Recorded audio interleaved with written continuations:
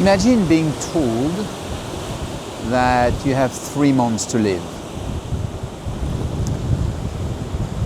Michel Kenny was the CEO of KPMG in the US. Very well respected by his team and his peers, very happy family man. And at the age of 53, he started having headaches. Went to see his doctor, find out he had a brain tumor, and he knew his doctor well, and he asked how long, and his doctor said 3 months. And in 3 months he wrote a book called Chasing Daylight. I highly recommend you read this book. Chasing Daylight is only about, it's not only about one thing, but the main thing about this book is quality time with your family, quality time with the people you love. At the end of the day, at the end of our life, at the end of mine, I think that is what matters most. Bonjour, this is Cyril from Work Smarter, Live Better. In this video, I just want to share my gratitude for life. I'm today in Byron Bay. TK and I have decided to take our 2 daughters, Fleur and Mirabelle, to Byron Bay, which is about an hour and a half flight from Sydney on the coast. Beautiful, beautiful area, absolutely stunning. It's just at the border, still in New South Wales, just at the border with Queensland. Very tropical, beautiful weather. Yesterday we had this walk a little bit further here, and as we were walking here, Fleur suddenly pointed out, and it's like, there's this big group of dolphins. There must have been, 30, 40 dolphins, and suddenly they started jumping in the wave. And it's funny because they catch the wave, they swim in front and suddenly jump out. It was magical. We continued to walk and bumped into a black red belly snake, dangerous snake, but not very aggressive. So we let it go, have a look at it. So many water dragon. It was just magical to be there.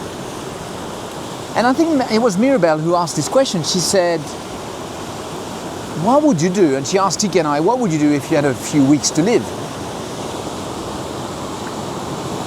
And I think my answer was the same as TK. It was like exactly what I'm doing today, which is spending quality time with the people I love, with my family. And I'm so grateful for the life that we're having. We live in an amazing area, Australia and Sydney. We have beautiful weather. We are lucky to live in a country which is very safe, democratic. There's so many things. My kids are very healthy. We're a loving family. There's so many things I'm very grateful for. And I was reflecting on how did we come to even today to that point of organizing Byron Bay. And there's a few things that led to that. One is the thinking that TK and I do every year. I mean, if you know me, you know how big I am on the dinner with a pen and paper, where we plan our year with TK. And TK and I knew that Flo was going to come back from Canada. She's spending about a year or 2 in Canada. She was coming back at that time, and so we thought, let's block some time to travel. It was due to planning. I am very lucky and very grateful. TK loved organizing a holiday, and so she planned. I mean, it's not luxurious, it's not amazing, it's just simple quality time together. We're staying in a nice place, a little bit, 20 minutes inland, but I'm so grateful about all the planning that TK did to get there. And then there's the protecting, is going away, protecting this time together. And we're just those little moments that we spent, and I was really reflecting. I'm grateful because if today was the last day of my life, I don't think I want to live it differently. Maybe I would add Cameron, so Cameron who's overseas, so we would have our 3 kids, but probably wouldn't change much more than that. And so, simple question for you.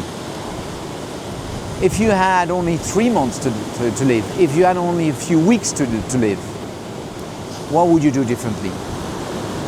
This is this week Work Smarter, Live Better tip. You have a lovely day. I think I'm going to go back and jump back in. The water is warm, is unbelievable. And then we're going to go home and play cards together and have fun together and have dinner together. You have a lovely day. À bientôt.